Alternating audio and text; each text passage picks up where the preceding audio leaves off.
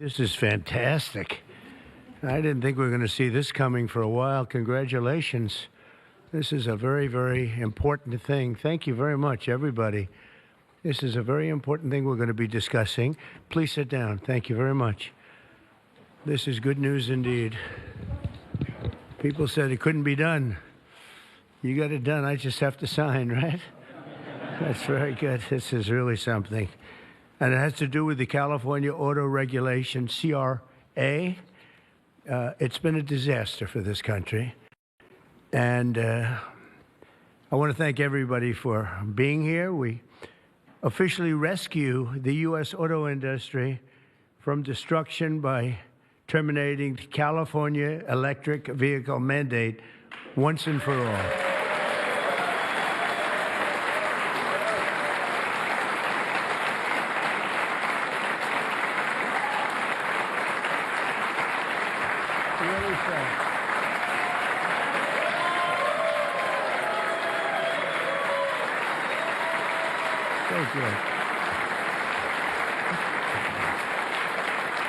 They said it couldn't be done, but boy, it's had us tied up in knots for years. And they'd pass these crazy rules in California, and it would be 17 states would go by them. The automakers didn't know what to do because they're really building cars for two countries. When you have 17 states, you're building cars for two countries.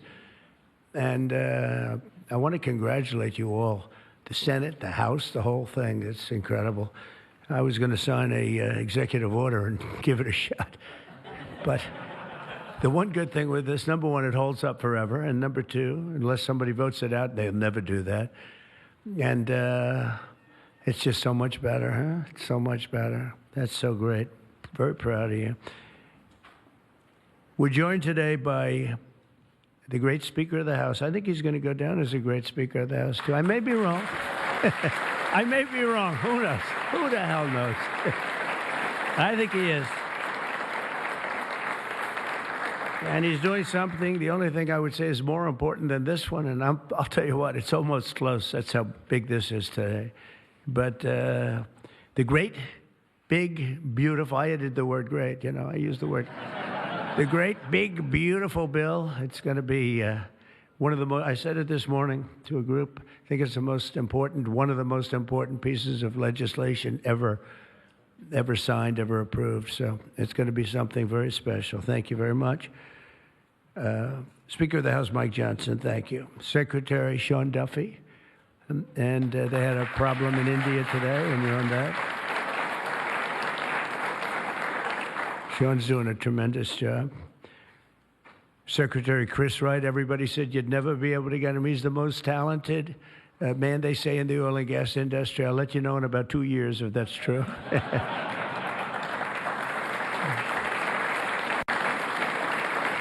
Well, Doug Burgum, I wanted Doug Burgum to head up energy because he was so successful in North Dakota. He's governor. And he said, sir, there's one person who's much better than me. I said, who? They said, Chris Wright. I said, who the hell is Chris Wright? I had no idea. Now everyone knows Chris Wright. He's going to be more famous than me. But he said, there's a guy named Chris Wright, and if we could get him, he'd be better than I am, sir. And if you know Doug, Doug's not here, is he? If you knew Doug, he's always working someplace. But if you knew Doug, you'd know that he doesn't say that often. And he did. And Chris, you're doing great. But I don't like the oil prices have gone up just a little bit over the last few days. I was going to call it just really start screaming at you. Are we okay? Nothing wrong, right? It's going to keep going down a little bit, right? Because we have inflation under control perfectly. You probably saw the records. Everyone's on television saying, what's going on here? Trump has proven to be right. All of these things. We've taken in $88 billion in tariffs in 2 months. $88 billion with no inflation. And if we're smart, there won't be. Now, we'd like to get this guy to lower interest rates because, if he doesn't, we have to pay. We have a lot of short-term debt. Obama gave it to us originally, and Biden carried it on. They like short-term. I like long-term cheap debt. But a lot of the debt comes through because Biden, he didn't do it. I'm sure he didn't know anything about it. But somebody approved. short-term debt. It's all over the place, and it comes due starting very soon.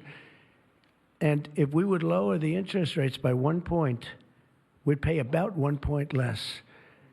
That's $300 billion a year. Can you believe it? 1 point. If he'd lower it by 2 points, we'd pay $600 billion a year less. That's for years, 10 years, 12 years, whatever we make it. But we can't get this guy to do it. And the fake news is saying, oh, if you fired him, it would be so bad. It would be so bad. I don't know why it would be so bad, but I'm not going to fire him.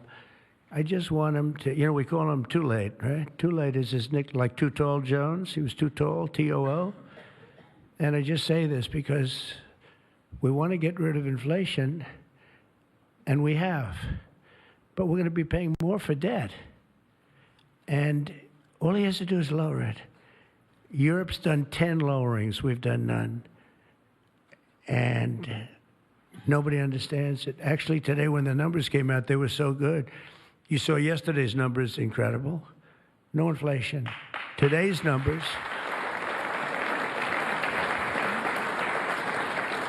Today just came out, same thing, no inflation. They're all shocked. All these guys are watching from business, CNBC, and all of these different networks.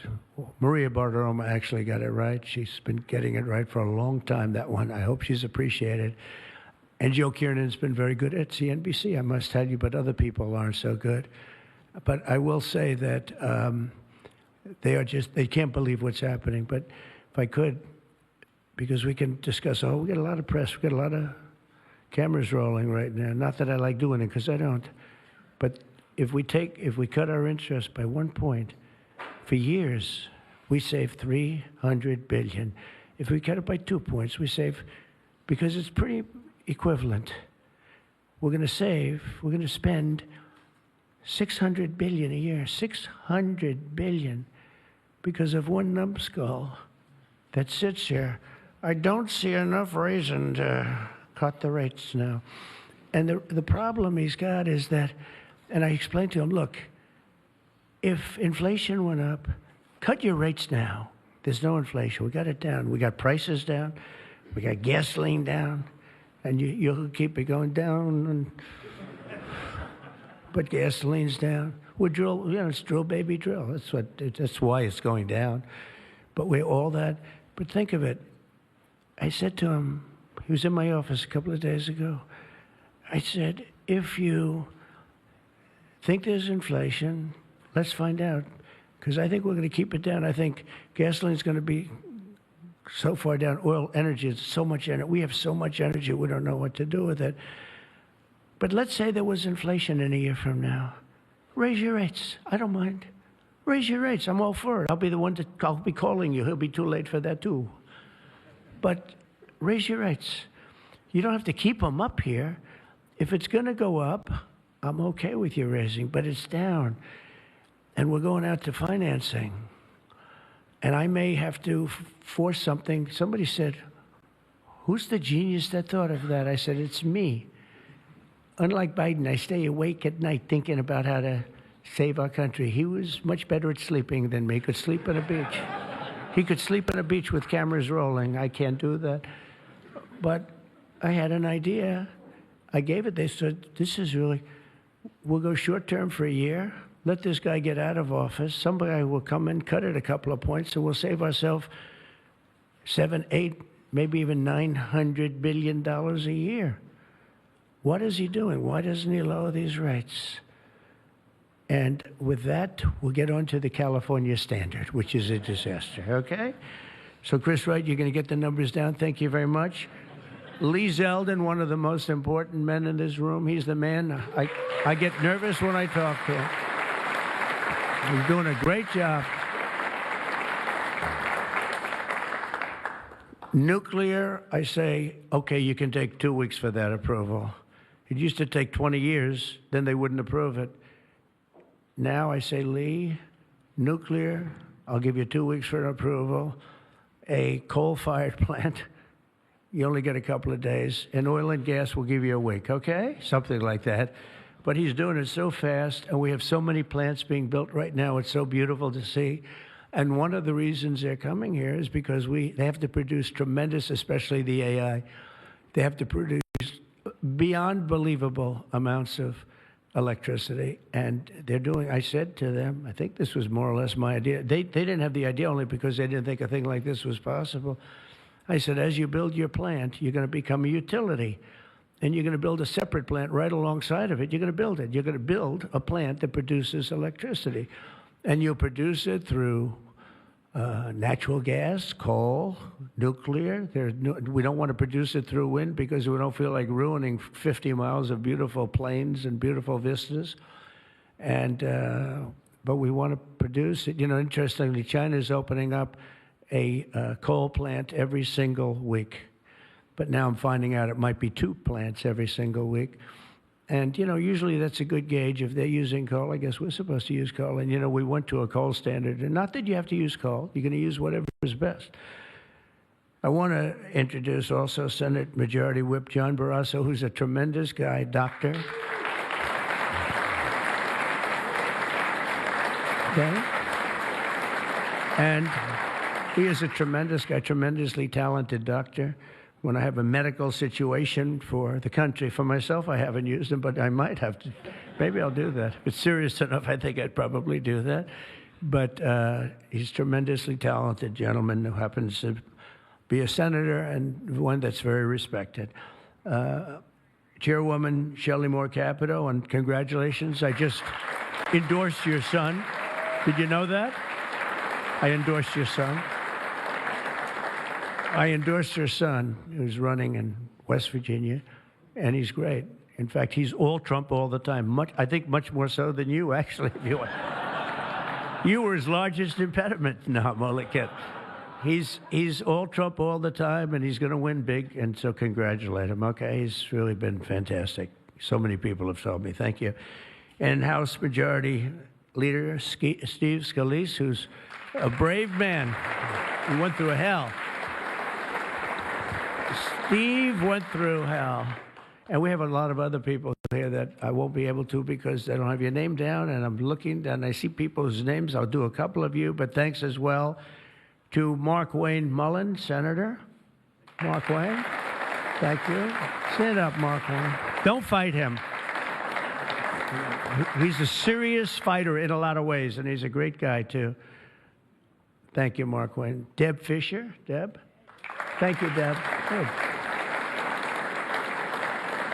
Pete Ricketts, who's going to do very well in the upcoming election. Thank you. Thank you, Pete.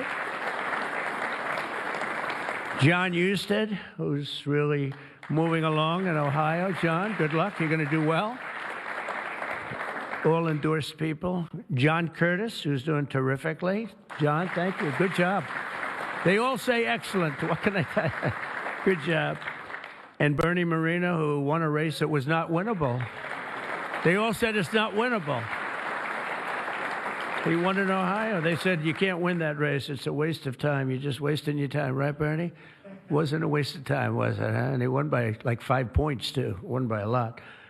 Along with Representatives Kevin Kiley, Vince Fong, Jay Obernolte, Doug Lamalfa, Daryl Issa. Where's Daryl? I haven't seen you in such a long time. Look at you. How good you look, huh? Good when you have those big margins. It's easier. John Joyce, great guy. John, thank you. Thank you, John. Dusty Johnson, Morgan Griffith, Troy Balderson. Troy from a place called Ohio. And he played very cute at one time, but then he got, boy, I'll tell you, he's become a good politician. Where is Troy now? Where I haven't seen him used for years. I endorsed you early when he was early and younger, but you still look young, and you've done fantastically good. Good work, really good work. Claudia Tenney, New York. Claudia, thank you, Claudia. John James. John James. I don't know. You know, he's running for governor, but I'm not sure I'm happy about that, John. Do we have somebody good to take your seat? Because otherwise we're not letting him run for governor. We can't. You have somebody good, right? Okay. As long as you like them, they'll win. Tracy Mann. Tracy, thank you very much. Thank you very much. Appreciate it. Michael Baumgartner. Michael. Thank you, Michael. Good job. David Rouser. Thank you. Glenn Grothman. Hi, Glenn. Thank you very much, Glenn. Brett Guthrie. Brett. Thank you, Brett. Rudy Yackham. Thank you. Thank you, Rudy. And I want to thank you all. And there's some additional people in the room, but we have to get back to this. Is like so big. This is a big one. Under the previous administration, I could go point after point, everything they did, open borders, men playing in women's sports, transgender for everybody, let's go transgender. What a group of people you had over there. They must have hated our country. Under the previous administration, the federal government gave left-wing radicals in California dictatorial powers to control the future of the entire car industry all over the country, all over the world, actually. Because they have to build a car. They can't build 19 different cars called the same thing. And really, it was all over the world what was happening. They approved Governor Gavin Newsom's ridiculous plan to impose a 100% ban on all new gas-powered cars within a very short period of time. Think of this. You couldn't buy any other car except an electric-powered car. And in California, they have blackouts and brownouts. They don't have enough electricity right now to do the job. And countrywide, you'd have to spend $4 trillion to build the firing plants, to be able to, they call them a lot of things, charging plants, firing plants. $4 trillion you'd have to spend. In the Midwest, they built 9 of them. 9 individual, it's like a pump, just like a pump, except instead of gas, electricity comes out. They built 8 of them. $9 billion they spent for 8 little hoses, $9 billion. Now, I'm sure they could have done it for about, 1/1000th of that, but even if they did, it's unaffordable. They approved Governor Gavin's ridiculous, is so ridiculous. By the way, if I didn't bring the military in, Los Angeles would be burning down right now. It'd be burning just like his damn houses burned down because he didn't have the water that he should have had. He had so much water. They have so much water. We had to send in the military to free up the water. And we did that right after the fires. We told them to do it in the first term. But just like that ridiculous plan, this is a plan to ban, think of it, a plan to ban 100, and they call it the 100% ban on all new gas-powered cars and abolish 75% of the gas-powered trucks. 75%. The trucking industry saw me. They said, sir, it doesn't work. Number one, the trucks are so heavy. They're 2.5 times heavier than a diesel-powered truck. So one of the big truckers owns 28,000 trucks, big company, tremendous company. He said, I go out of business immediately. I'm not going to play games. He said, did you explain these things to the government officials? Like the truck weighs 2.5 times more than a regular truck, a gasoline-powered diesel. And he said, based on that, we have to rebuild every bridge in the United States of America because it wasn't designed to hold cars and trucks that heavy because the batteries are very heavy. They're, probably lead. But they have a lot of things in those batteries that weigh a lot. But it's 2.5 times. It's a simple number, 2.5 times. And if you want to do this, you have to spend trillions and trillions of dollars on rebuilding every bridge in the United States, and I guess throughout the world, because they do follow us. And the big rig buses and even cement trucks, they want to abolish certain categories of truck, but they want to go 75% of all of these trucks have to be abolished almost immediately. The time is just crazy. And they don't go far. Another little problem. With a tank of diesel, you can go from New York to Los Angeles if you want to go to Los Angeles right now. But New York to Los Angeles, and you can go back a little bit. With the electric truck, you'll stop approximately 6 times. Enjoy your stop. And the truckers saw me, and I said, did you just explain this? Because this is like, you know, if you explain it, if a person's reasonable for that, he said, we explained it, they didn't care. They said, we're going all electric. They can't be stupid, because anybody that can cheat on elections like them is not a stupid person. But they must hate our country. But I said to this big trucker, he said, sir, I've been buying trucks my whole damn life. He's a rough guy, smart guy. He said, I got thousands of them. I've been buying them for 50 years. And every single year they got better. They got more efficient, they got bigger, they got stronger. I build apartments in my trucks now for the drivers. I said, what's an apartment? That's on the cab. They put this in. And sir, I know you like luxury, but you wouldn't mind living in one of these. I said, maybe I would, maybe I wouldn't. I mean, it doesn't sound too appealing, but I said, so what's the problem? He said, so I noticed one thing. For 50 years, every single year, one thing happened. They got better. They got stronger. They got more efficient. They got faster. They could carry any load. If we went to this standard, we'd go back beyond 50 years. They wouldn't go as far as a truck from 50 years ago. It would be too heavy and have all the other problems. He said, we'd be going backwards. We'd be taking a trucking industry, would be starting all over. But actually, it would be worse because it was better 50 years ago than. So I said, what are you going to do if I don't win this election? This was before the election. He said, you don't win the election, I'm going to close up my business because I'm not going to lose he said, I'm not going to lose my ass. I know exactly what's going to happen. It's going to be a catastrophe. It's the craziest thing I've ever heard. They're making you buy stuff that doesn't work. It's no good. It doesn't work. And I'm all for electric. If you want to buy electric, you can buy electric. Cars are great. If you buy the right ones, cars are great. And you should be given the option, buy the electric car, buy a gasoline-powered car, buy a hybrid. Probably not hydrogen, because hydrogen has a tendency that when it blows up, you're gonzo. It's over. They find you 75 yards down the road, you know. Where is he? Well, I think that's him, but I'm not sure. So, you know, they said, we think we can solve the problem. I said, that's not good enough when they think. No, it sounds like it's quite severe.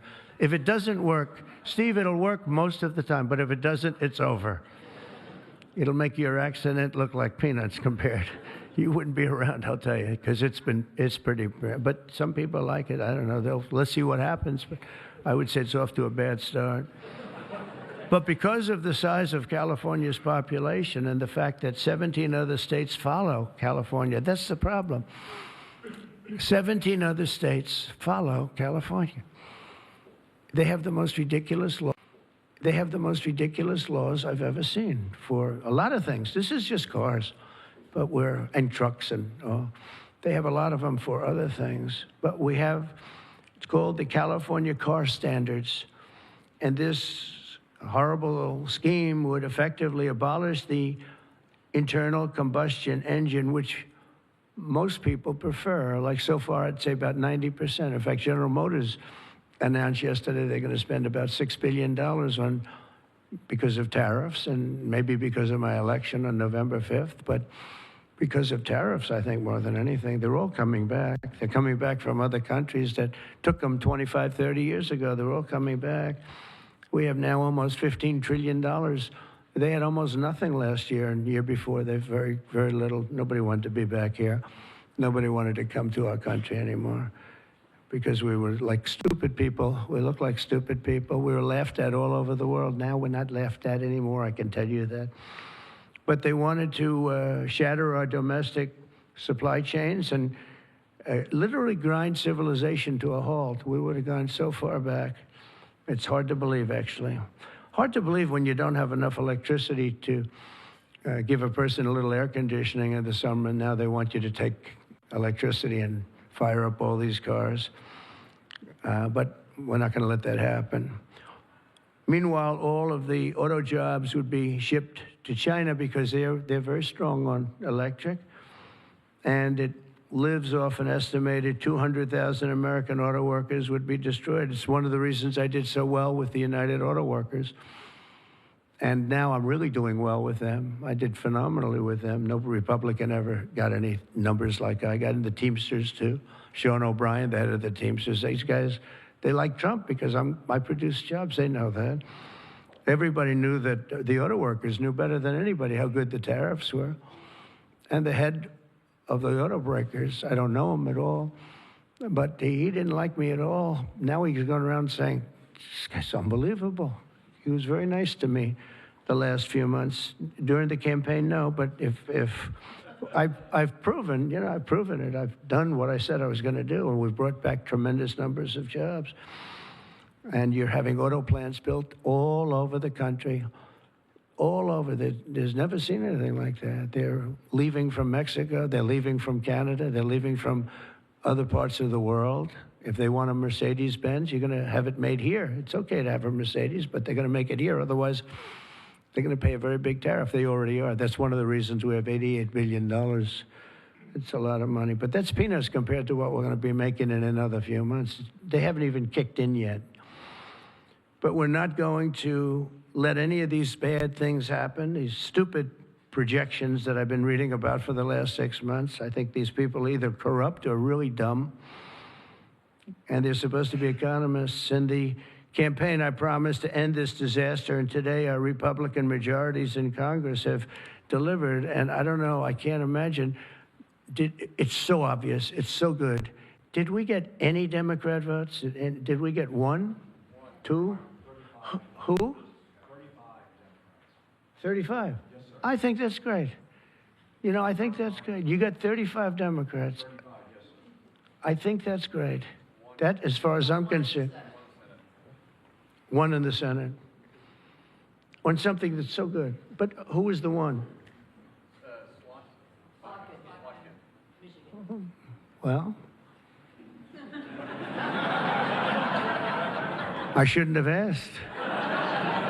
I congratulate her. I don't care. I think it's great.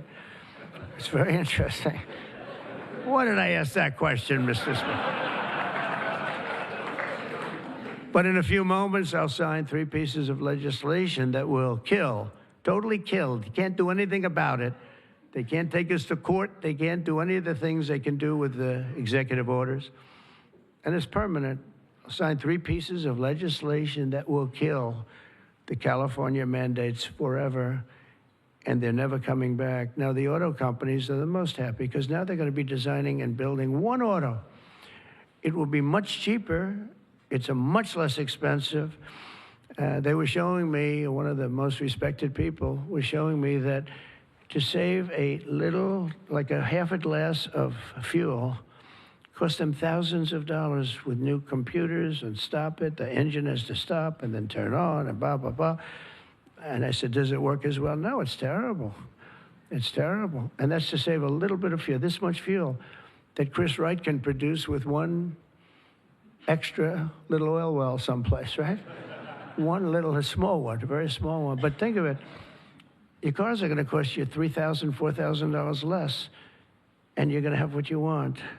And again, you can get any car you want. You can get electric. A lot of people love the electric. They like Tesla. So do I, in all fairness. I like Tesla. And I like others, too. But I also like combustion engines. And, there are reasons for a lot of things. When I was in Iowa, we had an unbelievable victory, if you remember. Remember? That was nice. You won by, so much. Nobody even talked about anything else, but that was a great victory. But it was unbelievably cold that night, and I was going to watch my victory in the area where I was going to make a speech, and the whole place was littered with cars. I said, what happened? They were electric cars, and they don't work in cold. I said, I didn't know that. And they don't work in extreme heat either. Other than that, they're wonderful. But No, but if you're in a cold climate, how do you do that? But they're electric cars, and I noticed that, and then I didn't pay much attention because we won by about 65 points, so I was more interested in that. But I do remember that scene. I said, what the hell is going on over here? This historic action will also help us reduce inflation and bring down the price of automobiles and electricity very, very substantially. We're building massive electricity right now. It's already started because of that guy right there, Lee Zeldin. By far the most important man in the room, Mr. Speaker. Stand up, Lee.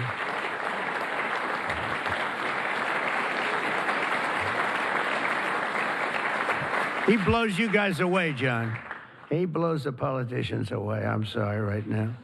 He's a great politician. He almost won for governor in New York, which is just missed by a few points.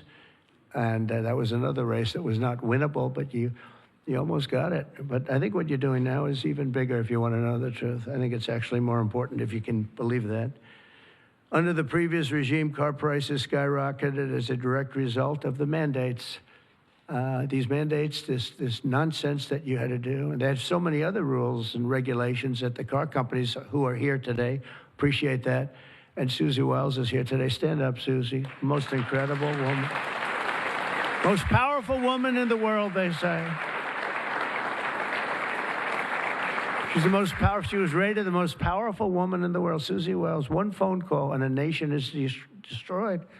She could destroy 5 nations with 5 calls, and she's doing a great job. More importantly, right? Doing a great job. Nobody like Energy prices would likewise soar as the radical left forced more electric vehicles onto the grid while blocking approvals for new power plants.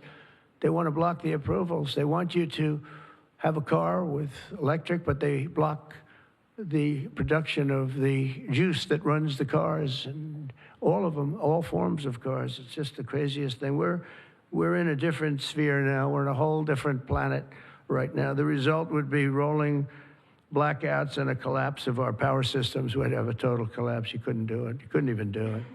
Think of it, they're forcing you to do something, and they want you to do boats also. I assume boats are being covered by this, and boats, they want you to go all electric, and the batteries are so heavy, the damn boat practically doesn't float. I used to have a lot of fun talking about that one on the tours. We'd talk about it. And I said, what would happen if the boat sank? Because we went to North Carolina, South Carolina. We visited boat factories. Unbelievable guys. And they said, sir, we have one problem. They're forcing us to go electric for the boat. I said, how's it going to work? The boat will not float, sir. It's so heavy, and it won't go fast, and lots of other. And I did ask him a question, because I have a lot of background. My uncle was a big shot at MIT, the smartest guy. He never had a smarter guy. And I guess I have a little of that. My first question was, what would happen if the boat sank? Do you get electrocuted? Remember I said that? And I used to be decimated by these people back here, right? I used to be decimated. They'd say, what kind of a crazy question is that? So I'm actually serious. What happens if you're an electric boat and the boat is going down? You're in trouble, Susie. And I used to say, remember, I'd get decimated. The audience loved it, but the press would laugh at it. I said, so if I have my choice of going down or jumping 5 or 6 yards away from the boat, but there's a shark there, what do I do? You know what I said? I'd rather be electrocuted. I said, I'll take electrocution every single day. But actually, he said, nobody's ever asked me that question, sir. He makes boats. Nobody ever asked me that question. This is really an unusual question. He said, and honestly, I don't have the answer. He wasn't able to. I said, don't worry about it. If I win, you won't have to worry about it. But today, we're saving California, and we're saving our entire country from a disaster. Your cars are going to be thousands of dollars less money. And even the ones that, if you buy electric, we're not going to make you do certain things that are just a waste of money and just time-consuming waste of money. They make you do things that are no good for anybody, make the car worse, and make it much more expensive. Over the past 5 months, our administration and Republicans in Congress have fought for the American auto worker and for Teamsters and for, by the way, right to work. We have them all. We have, we just call them just workers. We fought for workers like no one has ever fought before. I understand that. It's why we won. We won with workers. We won with young people. I just saw with TikTok, I was #1 on TikTok in its history. Can you believe that? So I guess I like TikTok. That's why they're saying, are you saving? And we probably will save TikTok, actually. But on my first day in office, I ended the Green New Scam and abolished the EV mandate at the federal level. We abolished it, which is basically that everybody will be driving an electric car within a very short period of time. Now I know why Elon doesn't like me so much, which he does, actually. He does. And he never had a problem. It's very interesting. This is not something new. This has been there from day one, Speaker, right? We're going to abolish the EV mandate.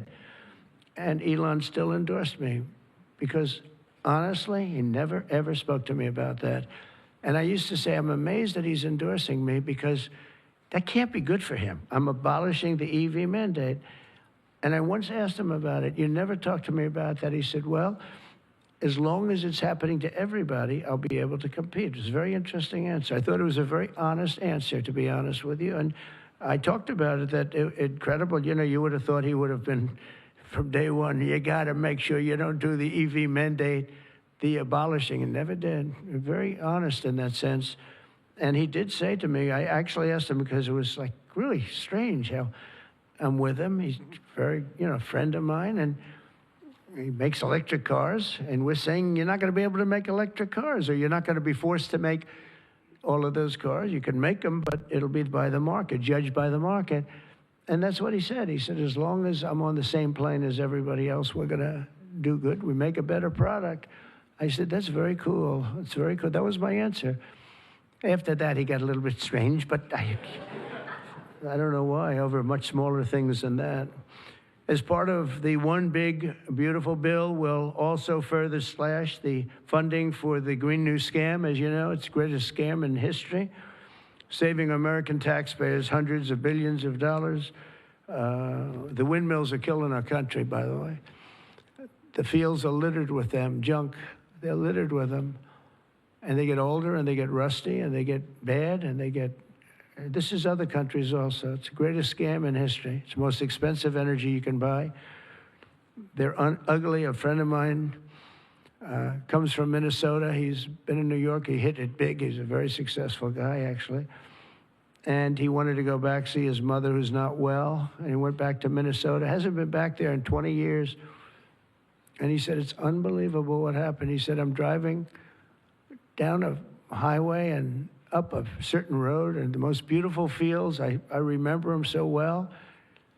And I was so looking forward to seeing them again. And I looked at them, and they had windmills all over them, these horrible, horrible structures. A very smart guy, this guy. He said, these ugly, horrible things. And he said, it was so bad, I actually drove back to see it because I couldn't believe it. Before I even got to my mother, I drove back. I said, how much do you like your mother? But no, it hurt him to see it. He said, I looked at this field that was one of the most beautiful places in my own mind and imagination that I've ever seen. And I said, it's littered with this garbage. It looked like a junkyard, he said. And some, then you get different manufacturers, and they don't look alike, and they're not painted alike, different colors. You have, even if they're white, one's a beigey white, one's a darker white, one's a lighter white. And then they start to rust after 4 or 5 years. And then they start to wear out, and nobody takes them because you're not allowed to bury the propellers, the props, right? You can't bury the props for some reason. I don't know why, but they say that you can't bury a certain type.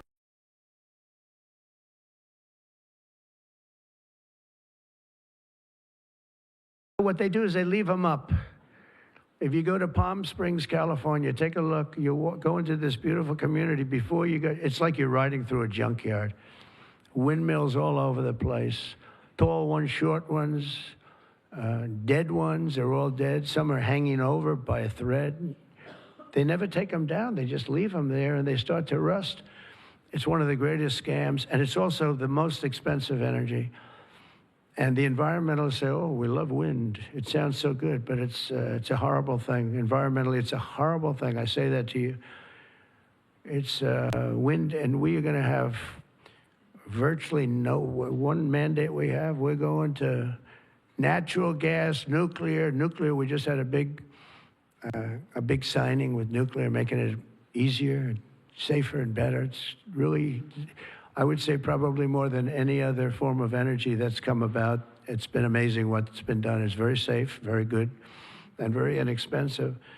But we're not going to let windmills get built because we're not going to destroy our country any further than it's already been destroyed. You go and look at these beautiful plains and valleys, and they're loaded up with this garbage that gets worse and worse looking with time. It starts when the rust comes. 4.5 years, it starts to rust. And it's very expensive to paint them. So they don't paint them, and they're horrible. What's happened is horrible. So we're not going to approve windmills unless something happens that's an emergency. I guess it could happen, but we're not doing any of them. I hope the Senate will soon pass a bill the House can quickly approve and get to my desk by the 4th of July. We'll have this done. And to further defend our auto workers, I imposed a 25% tariff on all foreign automobiles. Investment in American auto manufacturing is surging because of it. They have Mercedes all over. They pay 25% if they don't make the car in the United States. And because of that, and this could have been done long before Trump. This could have been done by any one of the presidents. I did it with China. The reason you don't have Chinese cars here is because I imposed it my last term. I actually asked the question. I said, do we have any Chinese cars here? No. Why? Because you imposed a 25 or 27.5% tariff on Chinese cars. So they're not coming here, but they are going to Europe all over the place. But I love China. We just made a deal, and I respect President Xi a lot. And we made a deal that's good for both countries. The deal we made with China, good for both countries. Going to be a lot of money made, and it's going to ultimately open up China, which is the ultimate thing. And I'm going to be working with President Xi. We had a long talk about it. And that's going to be good for China. It's going to be good for us. But we're going to be opening up China. That's bigger than what we signed. And I think had we not signed it, that wouldn't be happening. It's going to happen. It's going to happen fairly soon. But to further defend our auto workers, I imposed this 25% tariff on all foreign automobiles and investment in American manufacturing and auto manufacturing. All manufacturing is surging.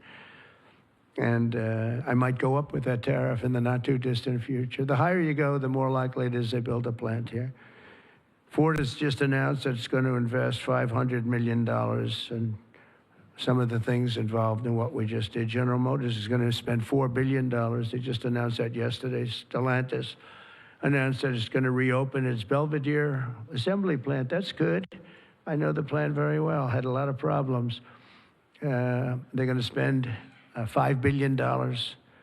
And Hyundai announced that it will invest $21 billion in America. They wouldn't have invested 10 cents if we didn't have tariffs, including for manufacturing American steel, which is doing great. American steel is doing great now because of what we did. You wouldn't have, if I didn't put tariffs on steel, they were dumping steel. China and a lot of other countries were dumping steel in our country. Garbage steel, dirty steel, bad steel, not structurally sound steel, real garbage, but it was still there, lots of it. And if I didn't put tariffs, I put 25 and 50% tariffs on steel, right? John James would put tariffs on steel, and we were doing great with steel. Now we're really doing great. A big investment is being made in Pennsylvania. You've been reading about it. They're going to spend $17 billion on U.S. steel. And all the steel workers wanted it. And we have a golden stock. We have a golden share, which I control or president controls. Now, I'm a little concerned whoever the president might be, but that gives you total control. It's 51% ownership by Americans. And we have a company, a great company, Nippon. They're coming in from Japan. They're going to spend $17 billion. And somebody said, well, what happens if it doesn't work out? I said, they spent $17 billion. We can't put it on a trailer and drive it to Japan. This is a steel mill. You know, some businesses you can move. You move your office, and that's where the business is. With this business, they're spending 17, think of that, 17 billion. They're going to have them all over the country. I want to introduce several of the great Americans representing the millions of people whose livelihoods we're saving with today's action. I just can't tell you how incredible this action is, because nobody thought. This was one that I wasn't so, I would have rather had it than almost anything, but I was told by everybody, except that guy right there, that you couldn't get it. Bill Kent runs a chain of family-owned convenience stores that opened in West Texas in 1957, known as Kent Quick. And Bill, if you could come up and say a few words about what the signing means to you, please.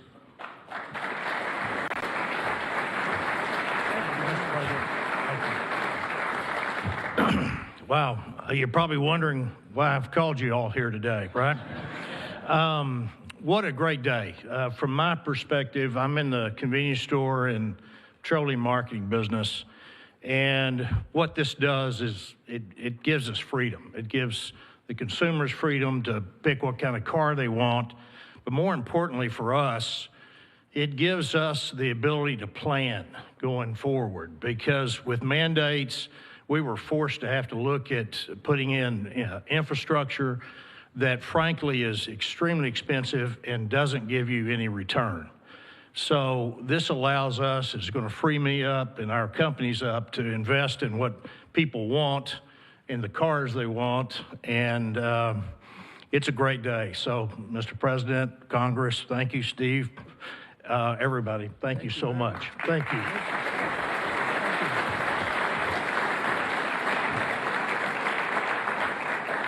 And a friend of mine for a long time is John Hess. He's one of the top CEOs in the country.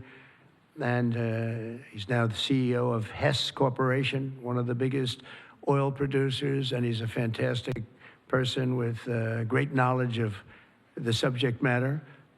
Can you say a few words, John? I see you in the audience. Come on, thanks.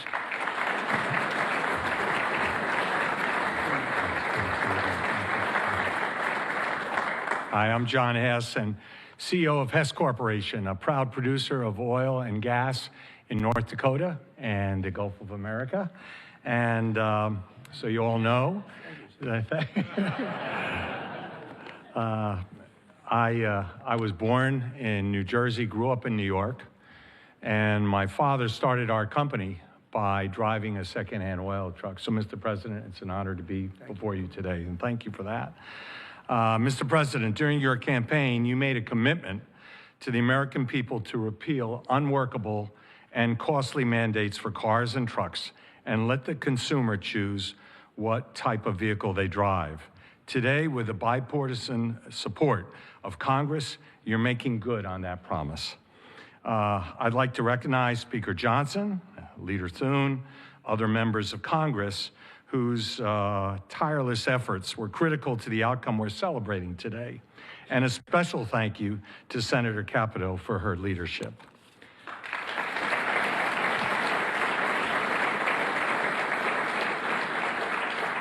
This announcement today is about consumer choice and affordability for American families.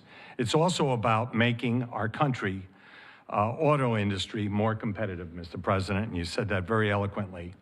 As you know, Mr. President, one-size-fits-all policies like those adopted in California do not work. America, in every state, every American should be able to choose what they want to drive, not the government. We as a country would be basically leaning into our competitive advantage with this repeal on oil and gas. Oil and gas are a strategic industry for our country, underpinning energy dominance, economic prosperity, and national security. We are truly energy independent. So, Mr. President, on behalf of Hess Corporation, on behalf of the oil and gas industry, and every family across our country, thank you for your courageous leadership and your commitment to consumer choice and energy affordability. Thank you very much.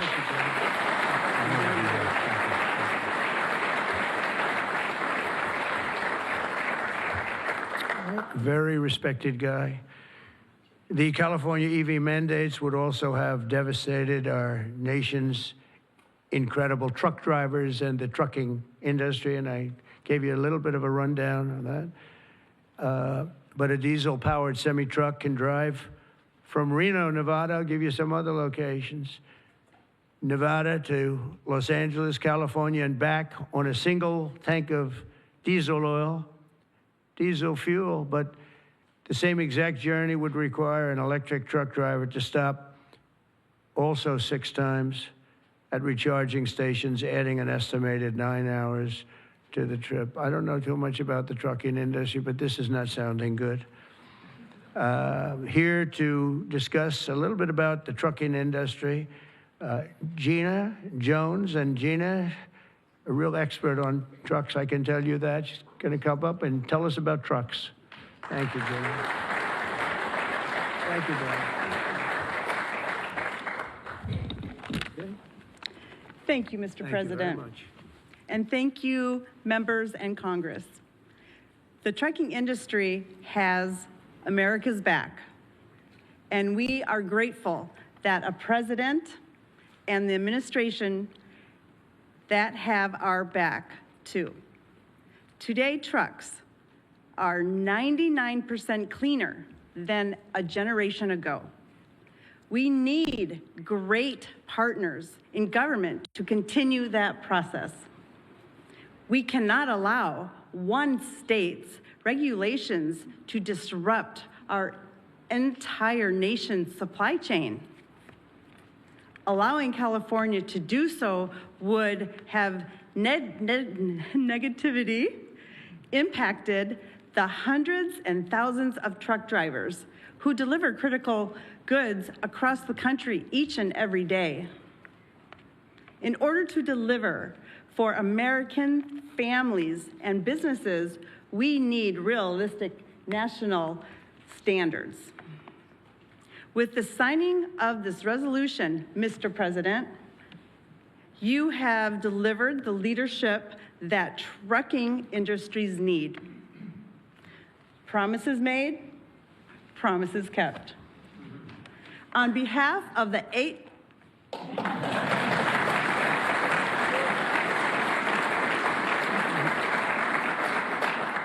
On behalf of the 8.5 million Americans who work throughout the trucking industry, I thank you. Thank you very much. Thank you very much. Great job.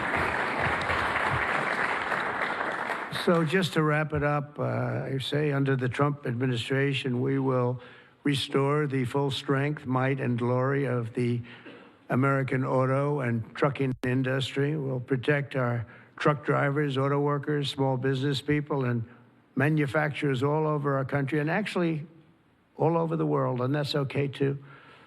They'll be doing a product that works, a product that's much more efficient, that's better, it's much better, less expensive, and we'll put affordable energy and affordable car ownership back on the center of the American dream as we make America great again, and that's what's happening. We're making America great. You know, when I went over to Saudi Arabia, Qatar, UAE, just a couple of weeks ago, the leaders of those countries, and they're very smart people, they said, you know, you've made in a short period of time America the hottest nation in the world. It's the hottest, you're the only one we talk about now. And 6 months ago, it was a laughingstock. They said that to me, those words, it was a laughingstock, and it was an absolute laughingstock. We've got the hottest nation right now in the whole world, and the numbers are reflecting it too. So I just think it's great. And what I'll do is I'll sign this, then we can take a couple of questions if you want. And we will be finished, and you're going to go off, and you're going to build the most beautiful automobiles for 20% less money. And I want to thank you, man. You have done some job. Thank you, Mike. Thank you, everybody. You guys want to come up here? Beyond it?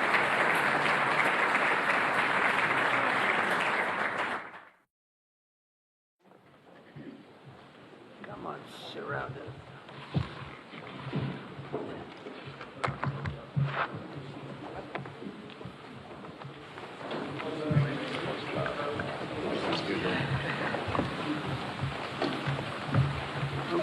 going to sign 3 bills that do everything I just said.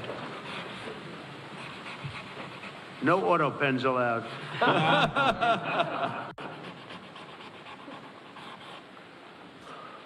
That's for you. Keep that mic.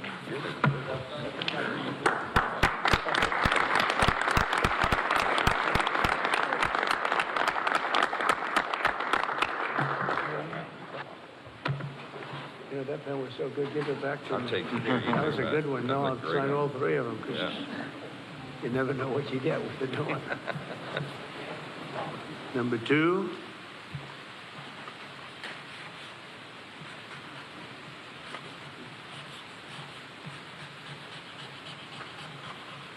Very steady hand. It's very important. Very steady.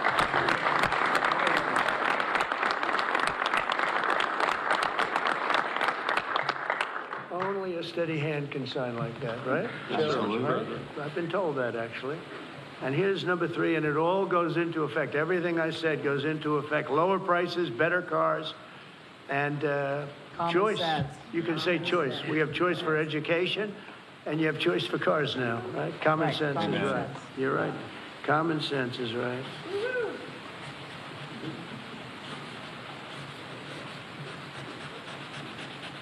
Okay, now I can give you Yeah. the pen. All And right. I'll give you these.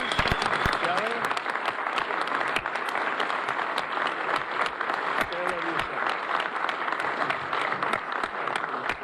Congratulations, Thank you, Mr. John. President. Okay, you'll take these. Pass these around, fellas. Where's John James from his father? Oh, thank you. Yeah, you have one, John? Yes, sir. Thank you, Mr. President. Pass them around. Okay, everybody. There's a few extra. You're gonna take them and give them to someone who paid you. Okay?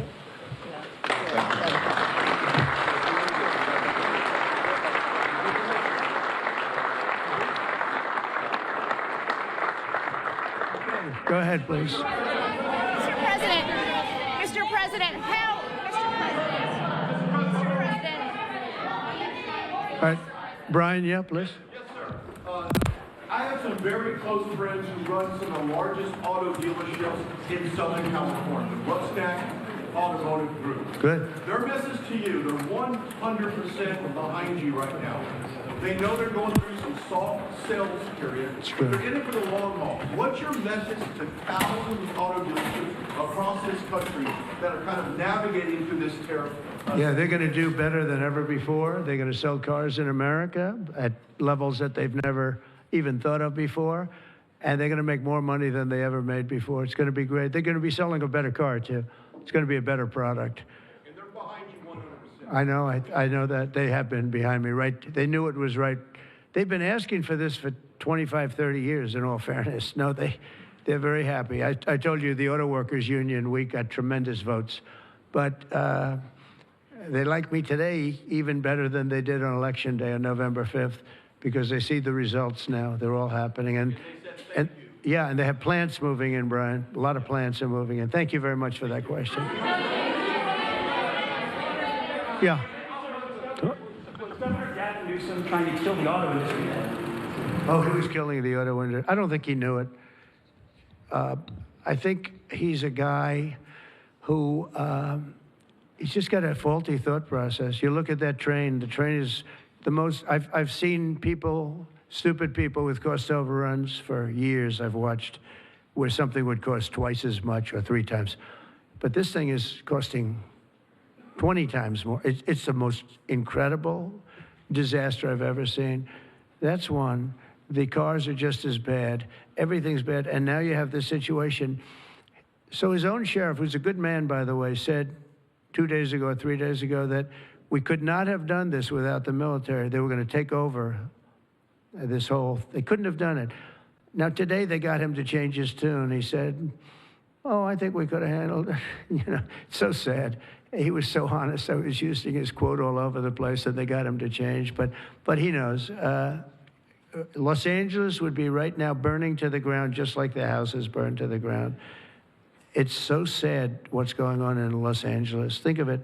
They had a fire that should have never had because they should have listened to me in the water. Eventually, we broke in and we had the water come down from the Pacific Northwest. I could show you pictures now with the half pipes, the big half pipes coming all the way down California.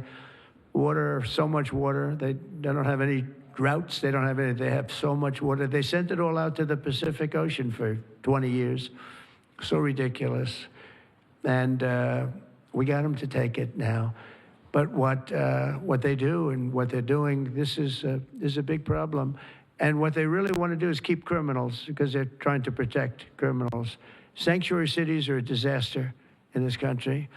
And most of the voters don't want them. Politicians like them for whatever reason, but I think the politicians are wrong. That's why we won in such a convincing fashion. We won all 7 swing states. We won by millions of votes. We won 2,750 districts as opposed to 505. That's why when you look at the map, it's almost all red. It's got 2 little blue stripes on each side of it. It's almost all red. But now you have to... I always got along with Gavin. I like Gavin. I've liked him, always.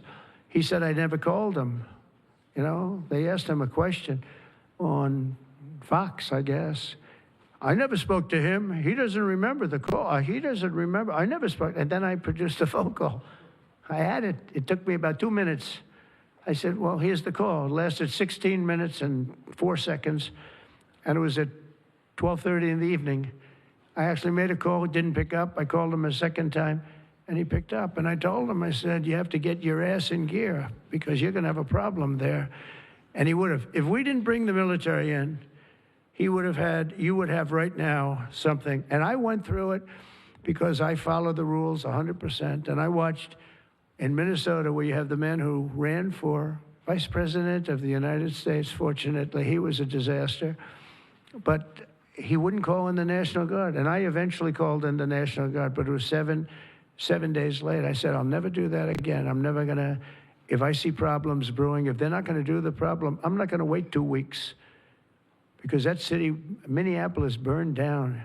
If you remember the CNN anchor, he was standing there saying, yes, this is a peaceful rally. And behind him, the entire city was on fire. It looked like World War II. And I appreciate the question. Please. Mr. President, thank you very much for taking. Thank you. 2 questions, if I may, sir. First, the terrible, horrific plane crash in India today. I'm sure you saw the images on TV. Your reaction to that first, and will you speak to Prime Minister Modi? The plane crash was terrible. I've already told them anything we can do. It's a big country, a strong country. They'll handle it, I'm sure. But I let them know that anything we can do, we'll be over there immediately. But it was a horrific crash. It looks like most are gone. They actually maybe have a couple survivors, which is just heard. But that was a horrible crash. Nobody knows. Nobody has any idea what it might be. I gave him a couple of pointers. I said, maybe you'll look at this or that. You know, we saw the plane. It looked like it was flying pretty well. It didn't look like there was an explosion. It just looked like the engines maybe lost power. But boy, that is a terrible crash. It's one of the worst in aviation history. Yeah, second. How confident are you, sir, that conflict with Iran can be avoided? Well, I'd love to avoid the conflict. Iran's going to have to negotiate a little bit tougher, meaning they're going to have to give us some things that they're not willing to give us right now. I'm the last person. I've kept us out of wars. We defeated ISIS completely, 100%. And I haven't had it's peace through strength. I believe in peace through strength. We're the greatest military in the world. I rebuilt the military, as you remember, for 4 years. I rebuilt the military. And then we gave a chunk of it away, but it was still peanuts. It was a lot, but it was peanuts compared to what we rebuilt. Gave it to Afghanistan, one of the most embarrassing moments in the history of our country with the whole withdrawal, the way they withdrew was very embarrassing. But we rebuilt the military. We have the greatest, strongest military. We defeated ISIS. We defeated ISIS.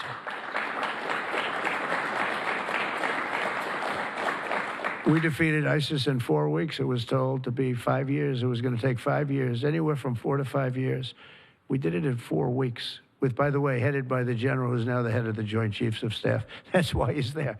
He said it would take 4 weeks, and he did it in 4 weeks. He did actually a little bit faster. So we have a great country, and we're going to keep it that way. And when it comes to Los Angeles or other cities, if we see other cities are gearing up, and these people are agitators, they're paid, they're professionals, they're insurrectionists, they're troublemakers, they're all of those things, but I believe they're paid, and we're going to find out through Pam Bondi and her great staff, her great people at Justice, who they are. And Mike, I think you're doing some investigations in that in Congress, but we're going to find out who they are, because they're really, I think what they're doing is unbelievably illegal. Just one thing, so they took the bricks away from people. They're walking in with satchels of bricks.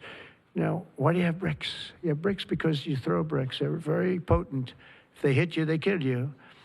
And they took them away. The military took them away. They saw him, what the hell is this? The guy could hardly carry me. Many bricks. He's a strong guy, couldn't carry him. And they saw that, and they took him away. Then they found others with bricks. But they're ingenious. They also brought hammers along, very heavy hammers. And I saw them pounding the curb and pounding the sidewalk. And it was like a military operation. This guy's pounding strong, boom, big shots. And it was breaking up granite, the granite curbs. And the granite was breaking up, and the concrete was breaking up. And there was lines of people standing there, and they're handing him. And then he stopped handing them. They just went down and picked him up. It was so professional. I said, that's a professional organization. This is not like people at random. This guy's breaking up because they couldn't use the bricks. So who would think of this even? Did a lot of damage. A lot of curbs are broken. A lot of sidewalks broken. But I never saw that before. That's one I haven't seen. I thought I saw it all. And they have it on tape. And with that, people get killed. You know, they go to the bridges and they drop the concrete off the top of the bridge with a car coming along at 70 miles an hour, and the person dies. We had a lot of car problems. You saw that. They were all over the road. They were littered all over the road where the cars got stopped by concrete going through the front windshield. These are bad people. If we didn't go, Los Angeles right now would be on fire. It would be a disaster. And we stopped it. And last night was very good. Nobody showed up. You know why they didn't show up? Because we were there. If it was just the police, because the police are great. I know those police, they're great, but they're told not to do anything. They're not allowed to act. Thank you.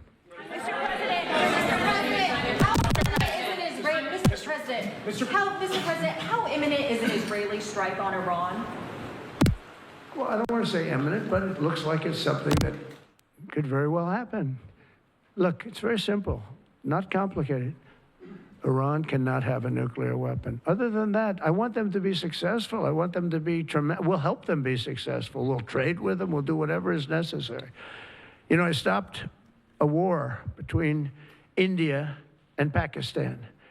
And I stopped it with trade. I don't think I've ever seen a story written about it, but it was pretty cool. They were getting ready. Pakistan was their turn to hit, and eventually they're going to go nuclear. And I stopped it. I called each. I respect each leader greatly. I know them. And I spoke to them, and I talked about trade. I said, but you're not trading with us if you're going to go to war, if you're going to start throwing nuclear weapons around. And I said it to both of them, and they were both unbelievable, actually. They understood it exactly. They stopped. I stopped that war with phone calls and trade. And India's here right now negotiating a trade deal, and Pakistan's coming, I think, next week. And I'm very proud of that. Nobody died. The nuclear weapons, they each have very severe, very substantial numbers of nuclear weapons. And I think we should get some credit for that. You know, the whole Republican Party should, because that's their mindset. Please. Mr. President. Yes, ma'am. What? On your China deal, Mr. President, are you still concerned about the national security issues with Chinese students studying in the United States? Look, I've always been in favor of students coming in from other countries. That includes China. And we have 500,000 Chinese students coming in. I've always been in favor of it. Does it mean that you have to watch people? Yeah, you have to watch students, but you have to watch other people also. I've always been strongly in favor of it. I think it's a great thing. It's good for our schools. I think it's good for our country. I'm also in favor of having them stay. I've been in favor of letting them stay. If you get educated for 4 years, you're willing to get educated for 4 years. I like people being able to stay. You know, they have some great students. You have some, these are Republicans clapping. You know, because a lot of Republicans don't like that idea. I happen to like it. I'm a real Republican, believe it or not. But I like the idea. They go 4 years. To me, that's almost like, you know, just buying your way in a very legitimate way.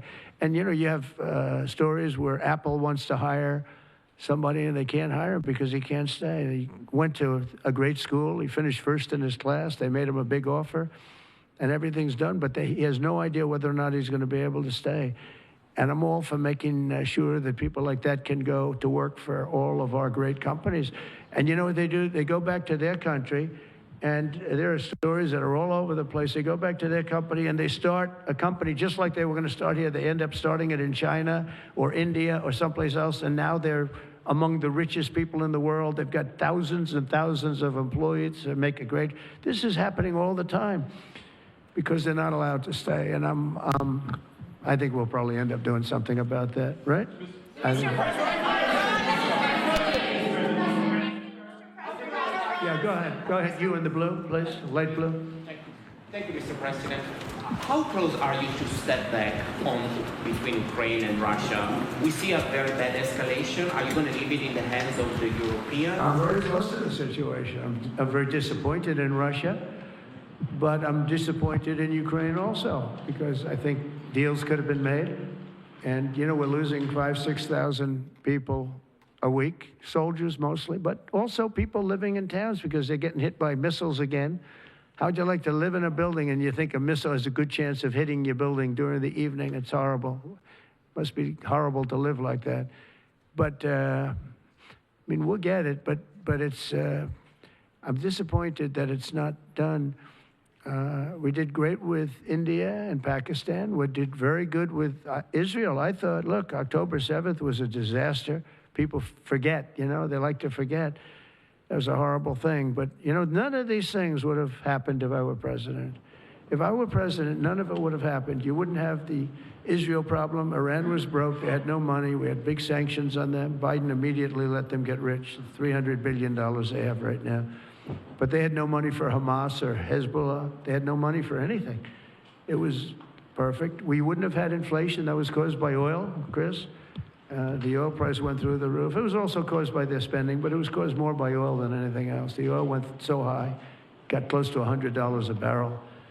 And that caused, and that also kept the war going with Putin, because at $100 a barrel, that was a big money-making experience. But now it's down to where it's not so good for them anymore. No, it's very important to get that solved. That's a bloodbath. That's a terrible bloodbath that's going on. Yeah, please, go ahead. Mr. President, Mr. Following up your question, answer on India and Pakistan for stopping the war between them. India says that they cannot talk to Pakistan unless Pakistan takes actions against terrorists. We're going to get those two getting together, you know? I told them, India and Pakistan, they've had a long time rivalry over Kashmir. And I said, I can solve anything. I'll be your arbitrator. I will be your arbitrator. I can solve anything. And I started the first question, how long has it been going on? They said, 2,000 years. I said, oh, that's all right. Maybe I'll take it. Mr. President. When I heard 2,000 years, I said, maybe I'll have John Hess solve that problem. Mr. President, will you publish a striking letter in? Peter? Thank you, President Trump. I have two. First, on immigration.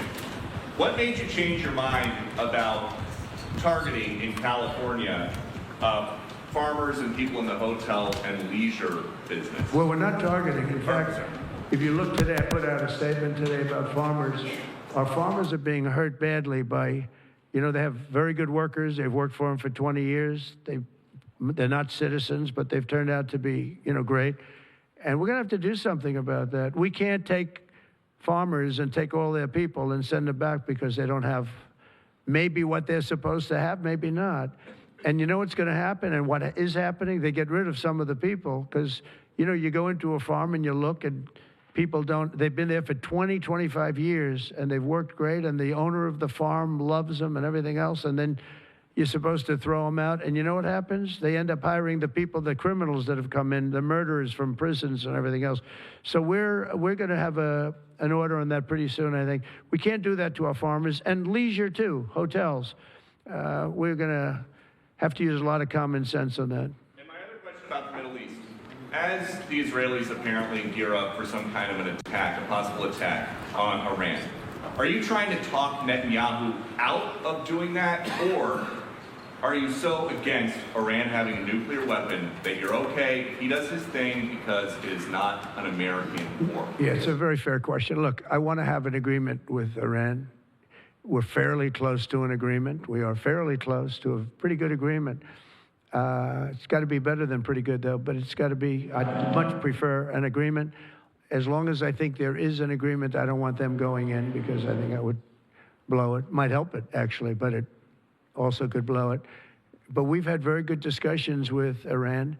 Whether or not we get there, I can't tell you, but it'll happen soon. I say this, Peter, very strongly. They can't have, whether it's going in or not going in, they can't have a nuclear weapon. I'd prefer the more friendly path. And can you tell us what the Israelis told you that made you start to evacuate the dependents of servicemen and women who are stationed in the Middle East? They didn't tell me anything, but I said, look, there's a chance of massive conflict. We have a lot of American people in this area, and I said, we got to tell them to get out because something could happen soon. And I don't want to be the one that didn't give any warning and missiles are flying into their buildings. It's possible.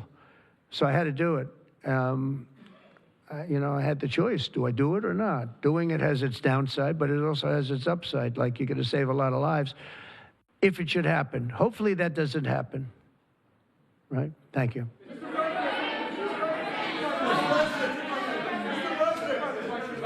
Mr. President, for Americans that are coming to Washington on Saturday for military parade, It's going to be a great day. what would you like folks to take away from that day? What would you hope that they would remember? And also, Mr. President, our country is, and how strong our military is. We have the strongest military in the world. You know, it's very interesting. 3 weeks ago, it was the end of anniversary, end of World War II. And I called France, and Macron, who's a good man, I said, what are you doing? He goes, we're celebrating World War II, our victory. I said, your victory? Your victory. Tell me about that. And then I called somebody else, and I happened to speak to President Putin at the time. Now, in all fairness to him, he lost 51 million people, and he did fight. Russia fought. Sort of interesting, isn't it? He fought with us in World War II, and everybody hates him. And Germany and Japan, they're fine. You know, someday somebody will explain that, but I like Germany and Japan, too.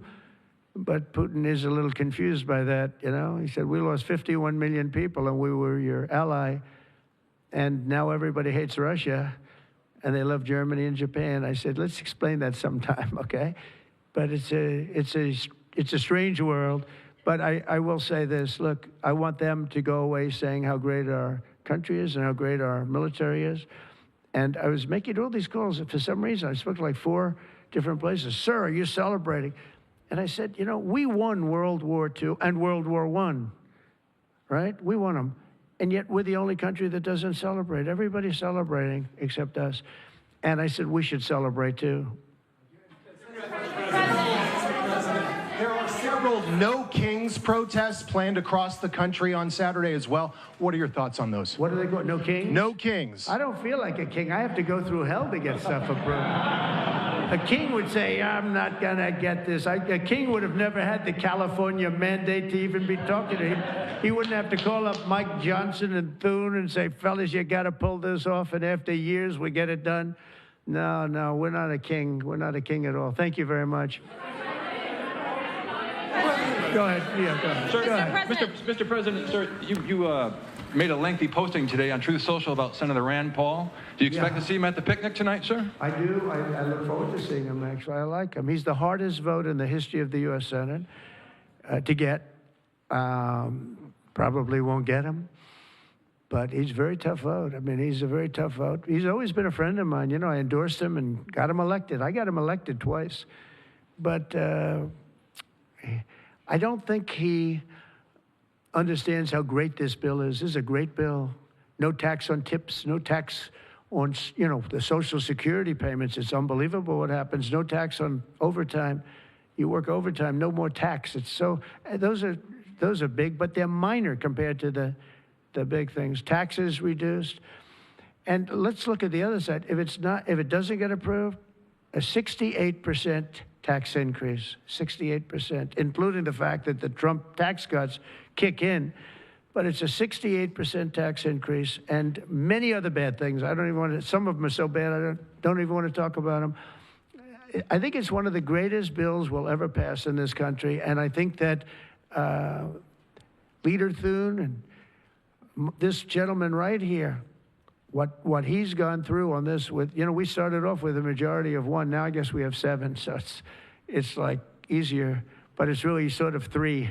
It's 7, but it really equates to 3, right? And we have great support. I mean, I can't tell you, I can't guarantee, but when you have a majority of essentially 3, where you can't lose anything more than 3 votes, and you get it passed, it's pretty amazing. And I think it's going to haunt the Democrats because most of the bill is common sense. It's tax cuts, it's border wall funding, it's military funding properly spent. It's all things that are like common sense. They're all good. There's nothing tricky about it. It's basic stuff. And we don't intend on getting one, think of it, not one Democrat vote in the House. Mike, not one. Maybe somebody will come along. I don't know how they can run for office. So many different things. We're gonna, very important, Medicare and Medicaid are gonna be strengthened, not hurt. They're using fake narrative. Oh, no, they're going to be strengthened. We're going to strengthen them. They're going to destroy them because under their policies, Medicare and Medicaid go away. Social Security under them is going to be devastated. With us, it's going to be kept, but much stronger than before. And very interestingly, I saw this and I proved it because for 4 years, I never hurt Medicare, Medicaid, or Social Security. I've already been there. But they're going to destroy Medicare, Medicaid, and Social Security. They're going to wipe them out, in my opinion, because their policies are so bad, the country will have no money to pay for them.